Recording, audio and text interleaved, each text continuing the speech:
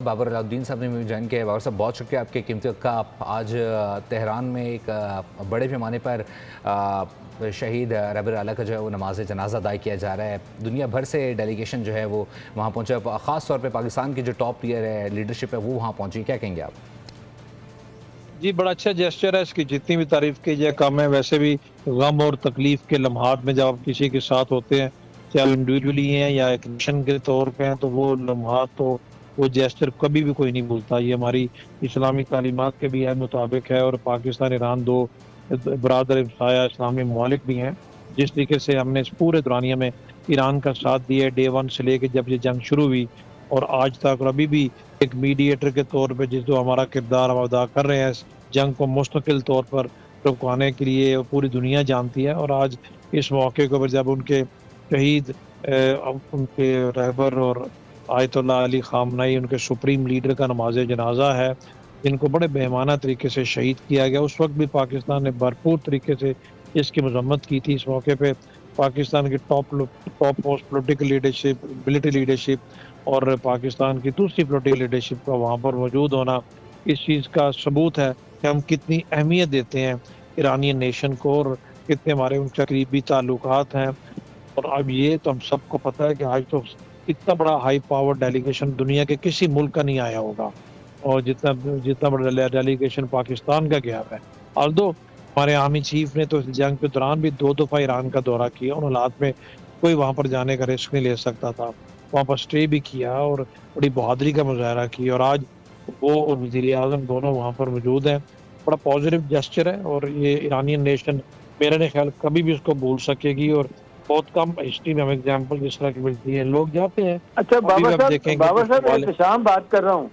बाबर साहब ये जी, बताइएगा जी। कि अब ये तो बड़ा अच्छा ब्रीफ किया आपने, बड़ा अच्छे तरीके से बता दिया सिनेरियो बिल्डिंग के इस वक्त वहाँ पे क्या हो रहा है। अब जो आपको पता है कि मुझसे ज़्यादा जानते हैं आप कि जब इस तरह के ओकेजन होते हैं तो वहाँ पे खाली माजरतें या खाली अफसोस का इजहार नहीं किया जाता, वह बैकग्राउंड में बहुत सारी मीटिंग चल रही होती हैं, सियासी बातें भी होती हैं। और अब तो बड़ा क्रूशल टाइम है ईरान अमेरिका इजराइल लड़ाई के कॉन्टेक्स्ट में। अभी जो 2-3 हिचेज रह गई हैं जिसपे पाकिस्तान यूएस से ज़्यादा आगे जाके काम किया है, कुछ इत्तलात मेरी भी हैं कि फील्ड मार्शल साहब यही बताने उन्हें जा रहे हैं कि अगर अमेरिकन ने कहीं कंसीड किया है तो आपको वो कंसीड करना पड़ेगा। और ये अपनाए उर्मस पे स्ट्रॉन्ग लाइन लेना और टोल लेने की बात आप छोड़ दें, बाद में किसी स्टेज पे होता रहेगा कि इंटरनेशनल फ्री वाटर वे है, इसको ऐसे ही देखा जाए। तो आपको अमेरिकी साहब क्या लगता है कि हमारे कितनी तेजी के साथ, जिस तरह पहले हमारी सियासी और मिलिट्री क़यादत अपना रोल प्ले करती रही है, हमारे फील्ड मार्शल आसिम मुनीर साहब ये अमेरिकन को भी कन्विंस कर चुके हैं बड़ी हद तक कि भाई अगर ऑफ रैम आप लेना चाह रहे हैं, विन विन लेना चाह रहे हैं और आप दुनिया को बताना चाहते हैं कि जी आपने 2015 से बेहतर न्यूक्लियर डील ली है, ये बात कह के कि 3.67% जो बुनियादी तौर पर उनको दिया गया था न्यूक्लियर पर्पज के लिए आप फिनिश कर सकते हैं, वो भी ख़त्म हो गया।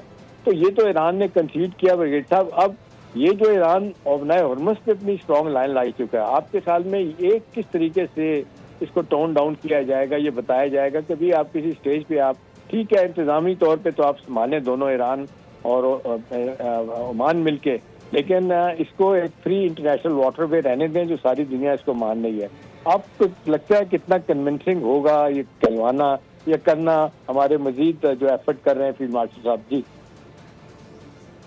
जी, बहुत शुक्रिया, आपकी बात बड़ी वैलिड है, इसमें कोई दो राय नहीं। हकीकत पर मबनी बात भी और मौक़िफ़ भी यही है कि एक आप गुज़र गए जो आपके टेरिटोरियल वाटर से गुज़रती है, ठीक है, आपने उसके ऊपर साबित किया कि आपका कंट्रोल उस पे है और आप कंट्रोल रख सकते हैं, लेकिन उसके वर्किंग मैकेनिज़्म के लिए आपको कंसीड करना पड़ेगा, क्योंकि सिर्फ बात अमेरिका की नहीं है, दुनिया के ओवरऑल ऑलमोस्ट इंटायर वर्ल्ड इस बात पे मुत्तफ़िक़ है कि जिस तरीके से ईरान चाह रहा है उस तरीके से टॉल नहीं हो सकता, क्योंकि वो बुनियादी असूलों और कवानीन और मुरवजा जो उस पे कुछ एग्रीड प्रिंसिपल्स हैं उनके खिलाफ है। और पहले भी हमने ईरान को बताने की कोशिश की थी कि अमेरिका ने वाकई कंसीड किया है।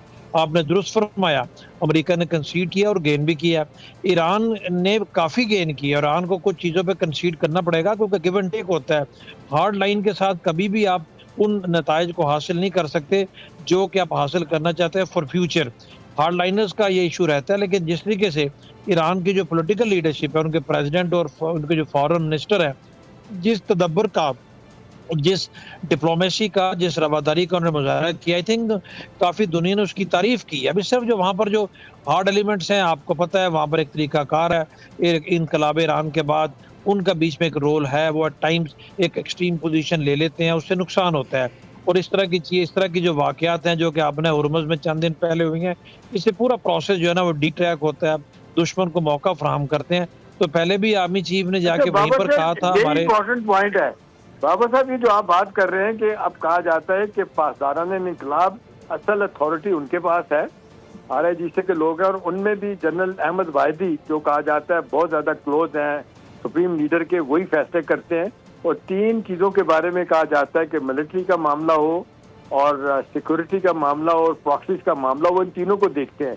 आपके ख्याल में फील्ड मार्शल साहब ने तो सिनर्जी डेवलप की है पहले 2-3 दफा जब गए, आपका क्या ख्याल है कि वो कितनी आसानी के साथ वो जो पॉलिटिकल लोग हैं जिसमें मुश्ताक अपना प्रेसिडेंट भी हैं और फॉरेन मिनिस्टर भी हैं, वो चाहते हैं कि किसी तरीके से मामला टल जाए, आपको लगता है कि ये कहीं ना कहीं कोई कन्वर्जेंस ऑफ इंटरेस्ट हो जाएगा उनकी मिलिट्री लीडरशिप के दरमियान, ताकि इस इश्यू को once and for all sort out कर लिया जाए? इतना आसान तो नहीं है। आपको याद होगा चंद दिन पहले उनके प्रेसिडेंट की एक स्टेटमेंट भी थी कि जो लोग इस मुआहदे के खिलाफ हैं वो उनके अल्फाज से यही थे कि वो ठीक बात नहीं है और कभी भी कुछ दुश्मन है, कुछ नहीं चाहते, उनको कामयाब नहीं होने देना चाहिए। डिफरेंस तो वहाँ पर है। और आपका ये कहना कि ये आपस में कन्वर्जेंस हो जाएगा, आई थिंक जिस हद तक जाके हमने और हमारे आर्मी चीफ ने कोशिश की, उनको रियलाइज़ करने की कोशिश की है और उन पे भी प्रेशर है और उनको ये बताने की कोशिश की है कि इस स्टांस के साथ आप कुछ भी गेन नहीं कर सकते। आपको अपनी नेशन के लिए स्टेप बैक करना पड़ेगा और स्टेप बैक करने का मतलब कतई ये नहीं है कि अपने अपने नेशनल इंटरेस्ट के ऊपर कॉम्प्रोमाइज़ करें। थोड़ी फ्लेक्सिबिलिटी गिव एंड टेक, जहाँ आपने न्यूक्लियर इश्यू पे इस हद तक कंसीड किया है, तो छोटे-मोटे इश्यूज़ हैं, उन पे भी एक म्यूचुअली एग्रीड अरेंजमेंट के ऊपर उनको आना पड़ेगा। अगर वो नहीं आएँगे और पॉलिटिकल फेस स्ट्रेंथन नहीं करेंगे अपने प्रेसिडेंट और फॉरेन मिनिस्टर को, फिर आपका दुनिया में चलना मुश्किल हो जाता है। फिर आपके लिए हालात वही होते हैं जिन हालात से वो गुज़रे हैं। I think they have learned it the hard way. अभी उनको ये चीज़ें सीख जानी चाहिए। और जब अभी चूँकि वो बहुत से रीज़न की वजह से उनके सुप्रीम लीडर उस तरीके से अभी पब्लिक में नज़र नहीं आते, इफेक्टिव नहीं है। आई थिंक जब पूरे तरीके से वो भी at the helm of affairs होंगे, हालात बेहतर होते हैं, तो उनकी अप्रोच भी आई एम वेरी श्योर थोड़ी सी डिफरेंट होगी। वक्त के साथ साथ जो अपने आप को ना बदले, जो हालात के तकाज़ों के मुताबिक अपनी पॉलिसीज़ को ना मॉडिफिकेशन करे, वो बहुत पीछे रह जाता है। बिल्कुल ये हकीकत है और इस हकीकत को मान के आगे चलना चाहिए। बिल्कुल ब्रिगेडियर रिटायर्ड बाबर अलाउद्दीन साहब इस वक्त बोलने उसके खुद मौजूद थे, अपना तज़िया पेश करते